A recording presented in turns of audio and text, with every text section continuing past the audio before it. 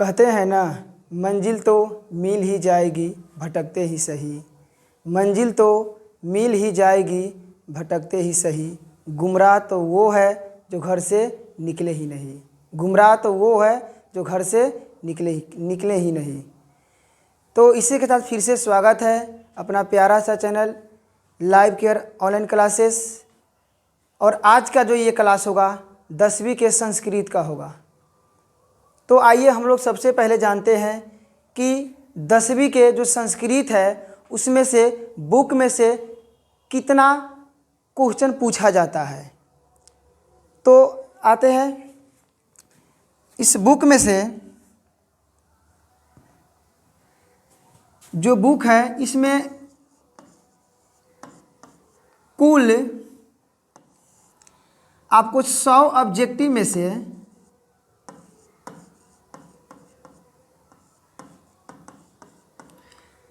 100 objective में से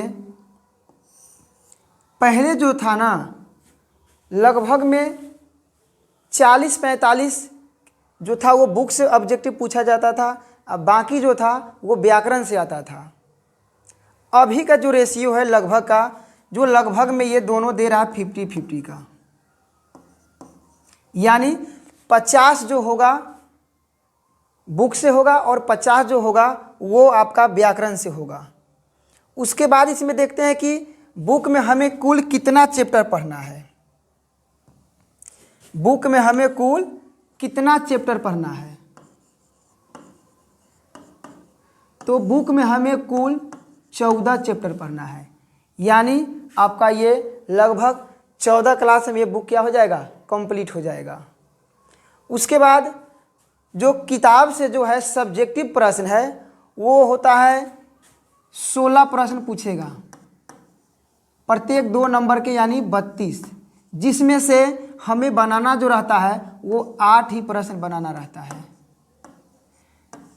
8 ही प्रश्न बनाना रहता है। तो आइए अब हम लोग आते हैं बुक की ओर।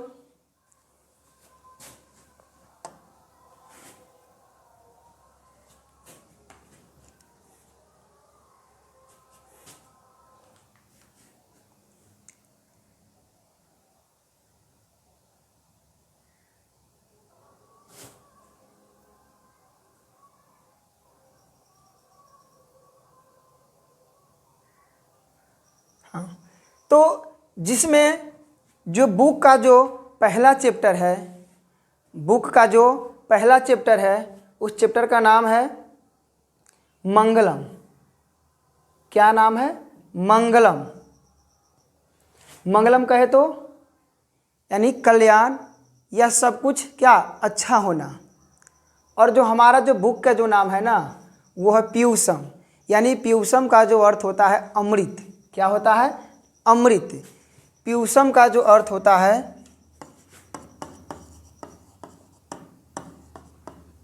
पीयूषम का जो अर्थ होता है अमृत। और यहाँ जो मंगलम पाठ है उस मंगलम पाठ का जो अर्थ निकलेगा क्या होगा, सब कुछ अच्छा होना या कल्याण। जिसके रचनाकार कौन हो जाएंगे? महर्षि वेद व्यास जी। जिसके रचनाकार कौन हो जाएंगे? महर्षि वेद व्यास जी। उसके बाद थोड़ा और कुछ बात इसमें जानते हैं कि हाँ, उसके बाद यहाँ देखिए जो मंगलम पाठ है वो हम यहाँ पर लिखे हुए हैं। कहाँ से लिया गया है? ये मंगलम पाठ जो है ये उपनिषद से लिया गया है। कहाँ से लिया गया है? उपनिषद से लिया गया है। तो आपसे पूछा जा सकता है कि मंगलम पाठ जो है ये कहाँ से लिया गया है। मंगलम पाठ है जो कहाँ से लिया गया है, तो ये आपको बताना है कि मंगलम पाठ जो है वो उपनिषद से लिया गया है। उसके बाद इसमें कुछ और जान लेते हैं।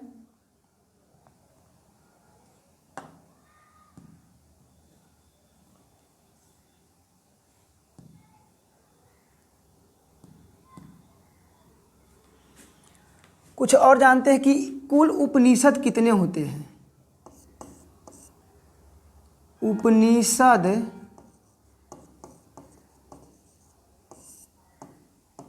कितने होते हैं, तो आपको बताना है जो उपनिषद की संख्या है वो है 108 है। कितने हैं? 108 है। उसके बाद आप इससे भी जान लीजिए, ये आपसे पूछा जाएगा कि वेद कितने होते हैं। तब वेद कितने होते हैं, ये 4 होते हैं। ऋग वेद होते हैं, साम वेद होते हैं, यजुर्वेद होते हैं और एक अथर्ववेद होते हैं। उसके बाद वेदों का जो अंग होता है उसे कहते हैं वेदांग। तो ये वेदांग कितने होंगे, तो वेदांग कितने हो जाएंगे, ये हो जाएंगे 6। उसके बाद आपसे पूछा जाएगा कि ये पुराण, पुराण कितने हैं, तो पुराण जो है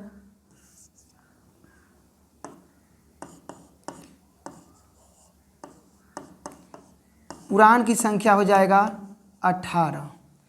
पुराण की संख्या हो जाएगा 18। ये आपका 4 ऑब्जेक्टिव हो गया, एक यहाँ से बनेगा और एक यहाँ से बन गया, यानी कुल मिला के यहाँ पर आपको 6 ऑब्जेक्टिव बन गया। कैसे, आपसे पूछा जा सकता है कि मंगलम पाठ कहाँ से संकलित है, तो आपको बताना है मंगलम पाठ जो है वो उपनिषद से संकलित है, उपनिषद से ही लिया गया है। दूसरा, कुल उपनिषद कितने होते हैं, तो उपनिषद कुल होते हैं 108 होते हैं।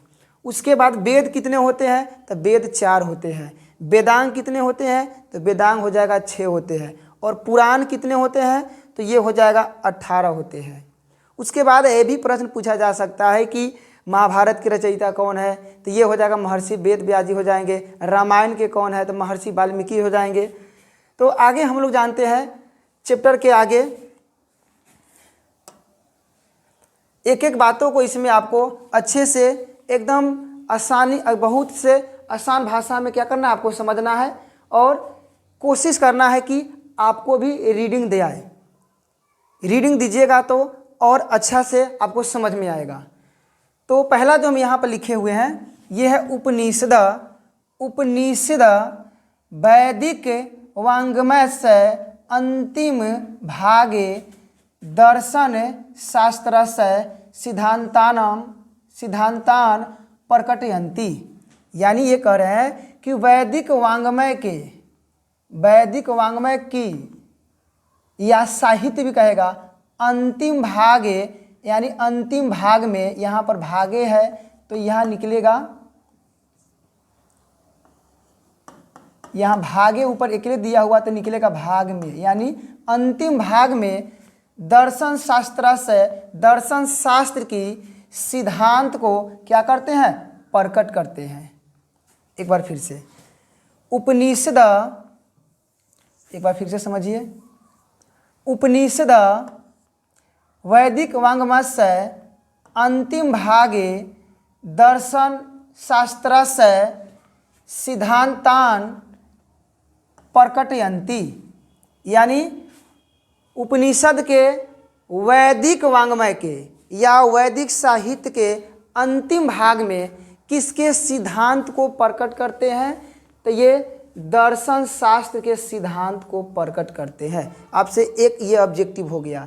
आपसे पूछा जाएगा कि उपनिषद के वैदिक वाङ्मय के अंतिम भाग में किसके सिद्धांत को प्रकट करते हैं, तो ये हो जाएगा दर्शन शास्त्र के। उसके बाद में आगे है सर्वत्र परम पुरुषस्य, यानी सभी जगह परम पुरुषस्य मतलब पुरुष की, जहाँ पर अंत में स लिखा रहेगा तो पुरुष की परमात्मना महिमा प्रधानता गीयते। यानी सभी जगह परम पुरुष परमात्मा की महिमा को क्या की जाती है, गाई जाती है। उसके आगे है तेन परमात्मना जगत व्याप्तम अनुशासितम चास्ति। ये कह रहे हैं ये जो परमात्मा के द्वारा ही है ना, यह जो संसार है यह व्याप्त है और अनुशासित है। यानी यह जो संसार चल रही है किसके द्वारा, परमात्मा के द्वारा। किसके द्वारा, परमात्मा के द्वारा। तो आपसे यहाँ पर भी एक प्रश्न बन गया कि यह जो संसार है किनके द्वारा व्याप्त और अनुशासित है। व्याप्त और अनुशासित है, और अनुशासित। तो आपको बताना है यह जो संसार है, संसार या जगत भी कहेगा, जगत कहे या संसार कहे, तो ये बताना है किसके द्वारा? परमात्मा के द्वारा। किसके द्वारा? परमात्मा के द्वारा। एक बार फिर से समझिए शुरू से।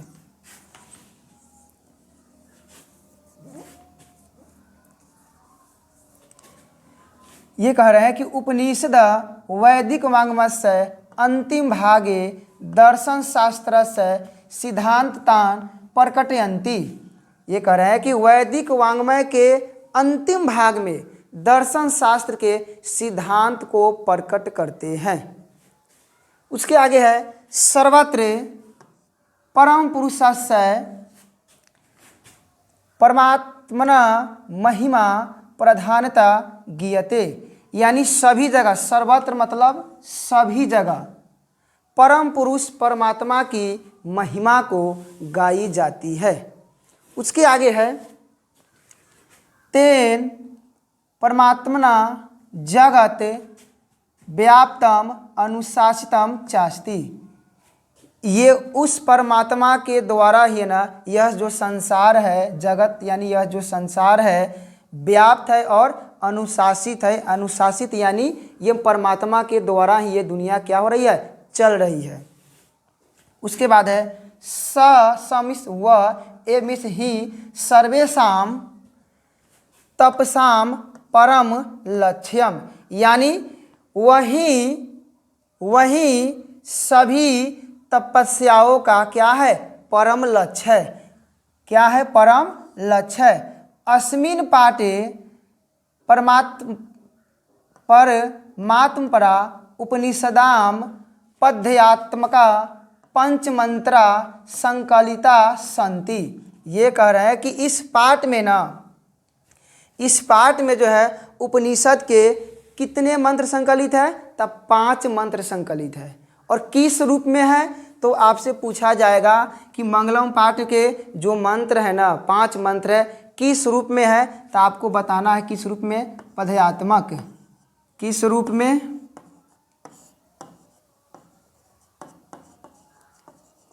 या पद के रूप में।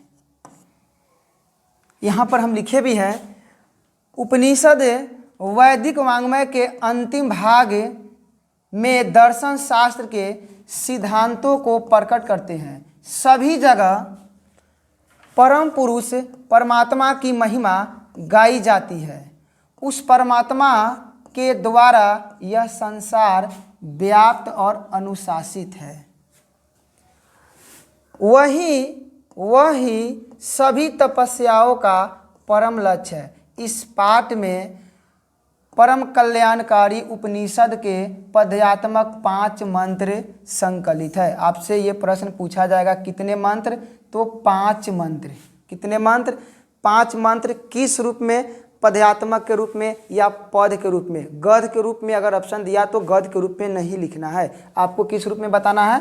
पद के रूप में। तो इससे बनने वाले प्रश्न पर थोड़ा एक बार और समझते हैं कि आपसे पहला प्रश्न इसमें बन रहा है कि वैदिक वाङ्मय के अंतिम भाग में किसके सिद्धांतों को प्रकट करते हैं? तो ये हो जाएगा दर्शन शास्त्र के। किसकी महिमा को सभी जगह गाई जाती है? तब परमात्मा की महिमा को सभी जगह गाई जाती है। उसके बाद यह जो संसार है किसके द्वारा व्याप्त और अनुशासित है? तब परमात्मा के द्वारा अनुशासित है। उसके बाद में इस मंगलम पाठ में जो है, जो पद है वो किस रूप में है? तब पद्यात्मक के रूप में है। कितने मंत्र संकलित है? तो 5 मंत्र संकलित है। और अब आगे हम लोग एक एक मंत्र को ध्यान से समझते हैं।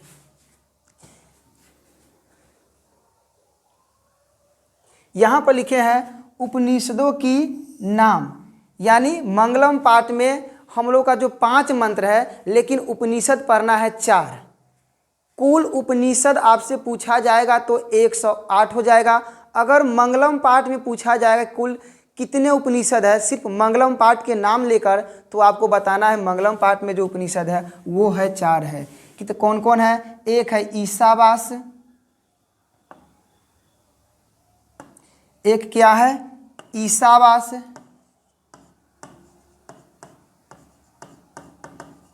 ईशावास। दूसर का जो है कठोप है, तीसर का है मुंडको है, और चौथे नंबर भी है जो मुंडक ही है।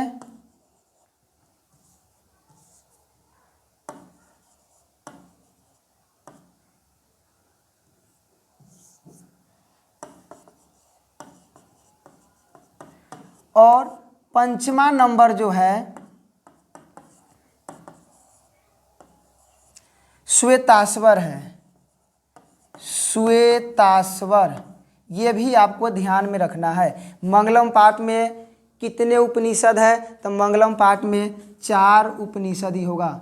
ईशावास, कठोप, मुंडक और ये भी मुंडक, ये दोनों एक ही है। और एक हो जाएगा श्वेताश्वर।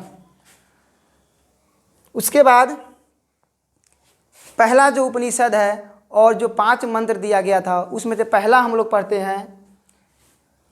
ये जो उपनिषद है यानी ये जो मंत्र है किस उपनिषद से लिया गया है? तो ये जो उपनिषद है यानी ये जो मंत्र है ये ईशावास उपनिषद से लिया गया है। किसे? ईशावास उपनिषद से लिया गया है। तो आइए पढ़ते हैं।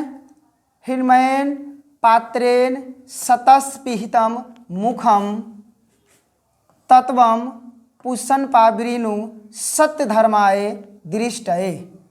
हिरण्मयेन के अर्थ क्या हो जाएगा? सोने रूपी। पात्रेण मतलब पात्र। सतस अभी हम आपको बताए हैं कि जैसे ही इसमें अंत में सय जुड़ा हुआ रहेगा तो उसका अर्थ क्या निकालिएगा? की, यानी सत्य की। अब पिहितम मतलब हो जाएगा ढका हुआ। पिहितम का अर्थ क्या हो जाएगा? ढका हुआ। यानी सोने रूपी पात्र से सत्य का जो मुख है क्या है? ढका हुआ है। देखिए, सोने रूपी पात्र से यानी बर्तन से सत्य की। अब पिहितम का अर्थ हो जाएगा ढका हुआ। अब मुखा मतलब मुख, यानी हिरण्मयेन यानी सोने रूपी पात्र से सत्य का जो मुख है क्या है? वो ढका हुआ है। उसके आगे है तत्वम पुष्पन्पावृणु सत्यधर्माय दृष्टये। यानी कह रहे पूषण मतलब सूर्य से कह रहे हैं कि हे पूषण, इस सत्य की प्राप्ति के लिए ना, सत्य या धर्म की प्राप्ति के लिए इस पात्र को क्या कीजिए? आप हटा दीजिए। यानी यहाँ पर एक बार देखिए, हे पूषण यानी हे सूर्य, सत्य के द्वार सोने रूपी या सोने की तरह ज्योतिमय पात्र से या हिरण्मयेन पात्र से ढके हुए उस मुख को क्या कीजिए? जो ढका हुआ है उस मुख को सत्य या धर्मान की प्राप्ति के लिए यानी धर्म की प्राप्ति के लिए क्या कीजिए? हटा दीजिए। एक बार फिर से समझिए। यानी यहाँ से प्रश्न भी आपसे पूछा जाएगा। यानी जो सत्य का जो मुख है ना, किससे ढका हुआ है? सत्य का जो मुख है वो सोने रूपी पात्र से या ज्योतिमय पात्र से ढका हुआ है। और इस पात्र को ना ये सूर्य से कह रहे हैं, हे पूषण, सत्य की प्राप्ति और धर्मान की प्राप्ति के लिए इस मुख को क्या कीजिए आप? यानी हटा दीजिए। इस बर्तन पर जो ढका हुआ है उसे आप हटा दीजिए।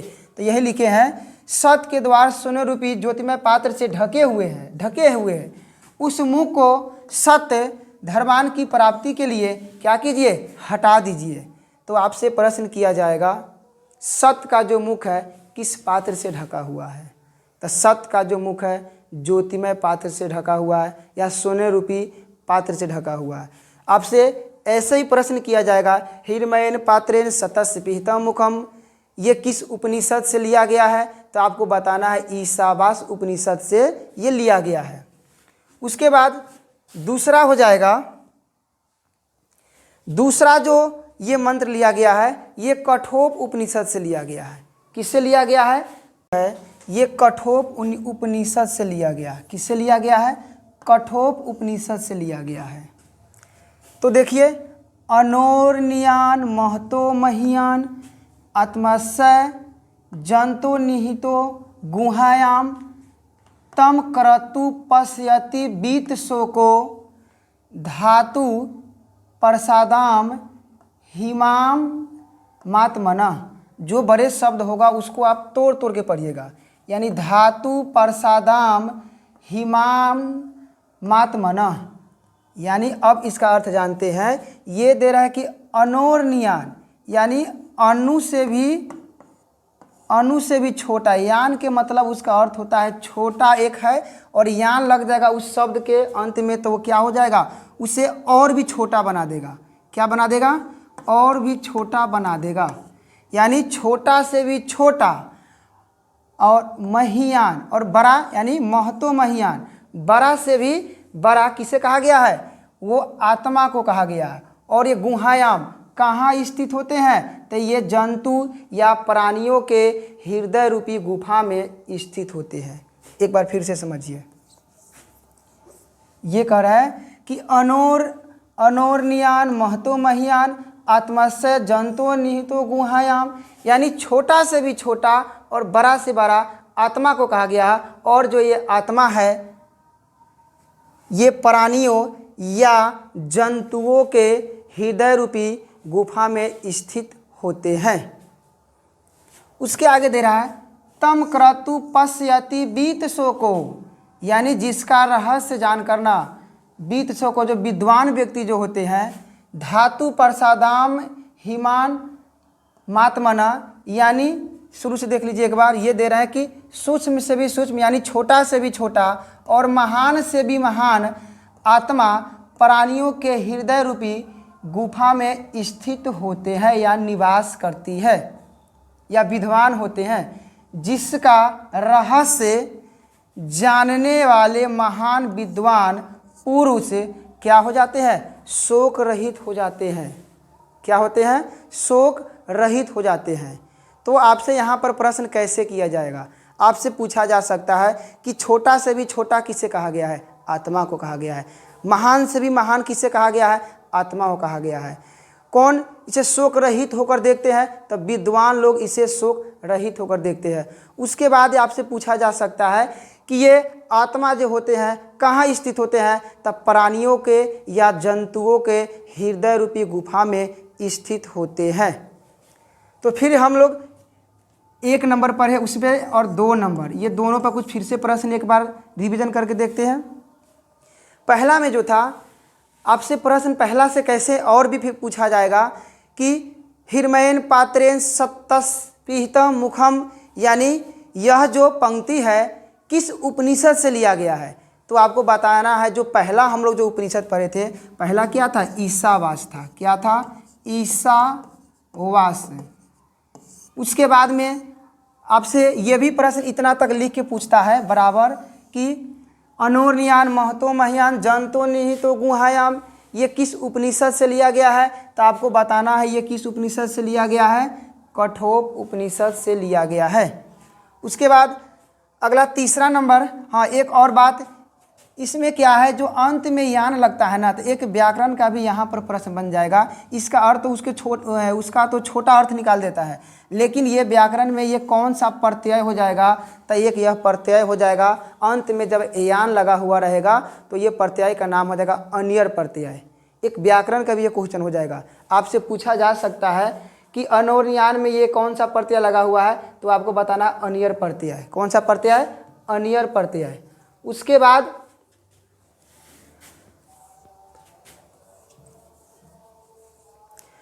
तीसरा नंबर जो है,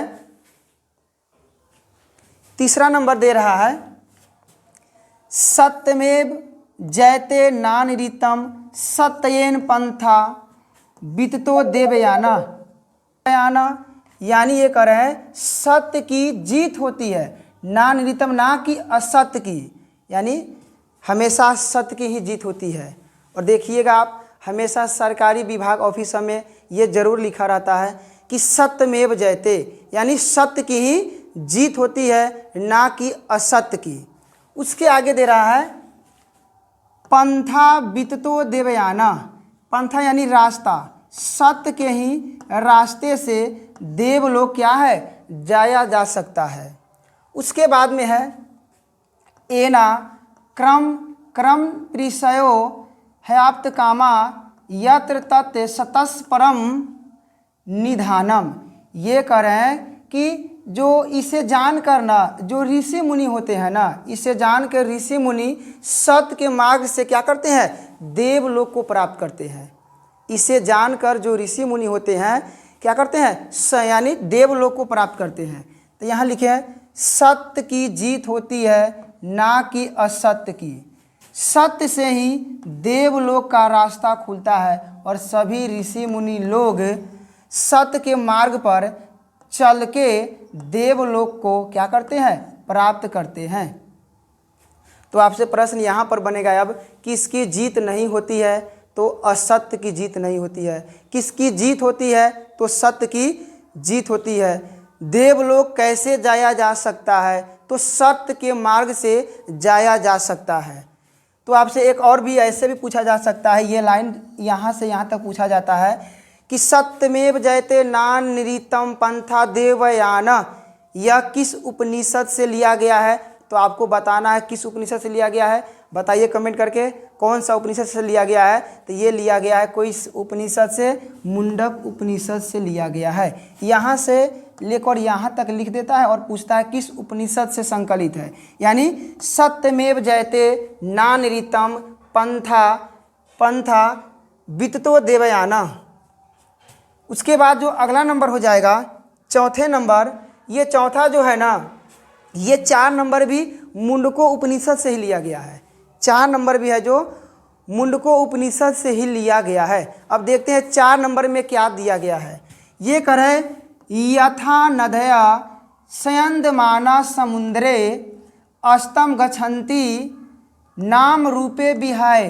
कह रहे जिस प्रकार नदियाँ सयन्दमाना समुद्रे अस्तम गच्छन्ति नाम रूपे विहाय, यानी जिस प्रकार नदियाँ ना अपने नाम और रूप को छोड़कर या त्याग कर किस में मिल जाती है, किस में, समुद्र में मिल जाती है या समुद्र में समाहित हो जाती है। उसके बाद आगे दे रहा है तथा विद्वाना नाम रूपाद विमुक्त परात परम पुरुष मुपैति दिव्यम। ठीक उसी प्रकार विद्वान पुरुष, विद्वान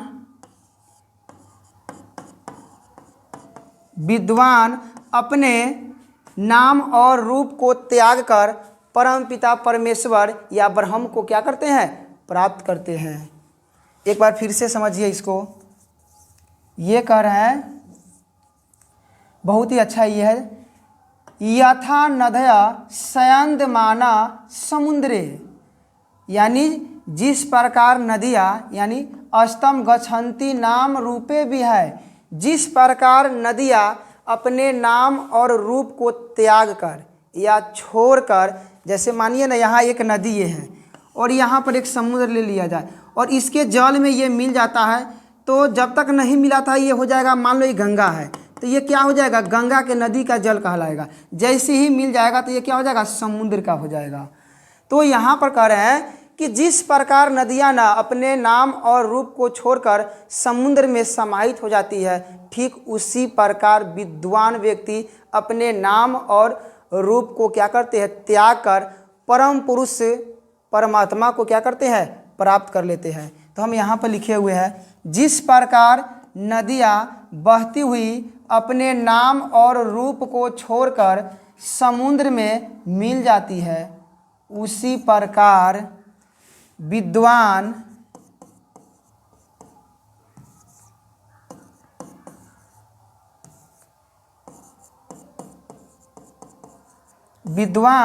अपने नाम और रूप को त्याग कर परम पिता परमेश्वर या ब्रह्म यानी ब्रह्मा को क्या करते हैं, प्राप्त करते हैं।